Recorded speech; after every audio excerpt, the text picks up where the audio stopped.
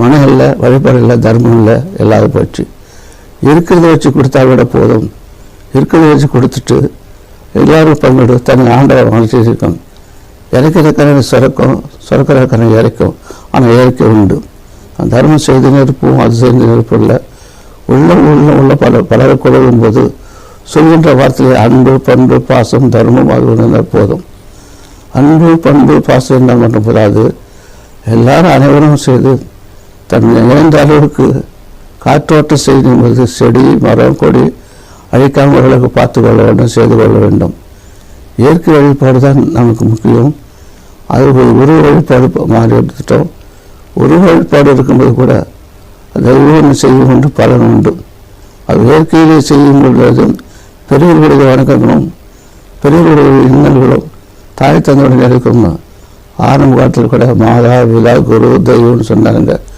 தலைகளாக மாற்றி பேசுகிறாங்க. இப்பொழுது என்ன செய்யுது? அதுபோல் சொல்வது மனம் மாறினாலும் மாறிடும்.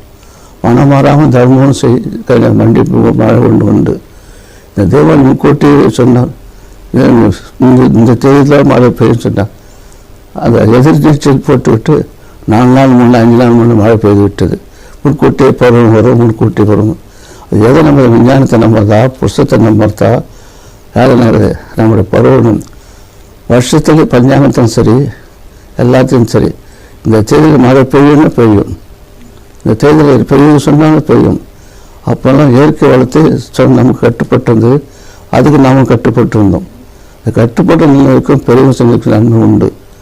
அன்பு தீபாவளியில் வாழ்த்துக்களும் செயல்களும் அம்மாவோட ஆசை எப்போதும் உண்டு.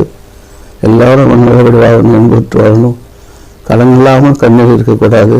சந்தோஷமான கண்ணீரும் சந்தோஷம் பாசமும் ஆசமும் இருக்க வேண்டும். ஓம் சக்தி, பராசக்தி.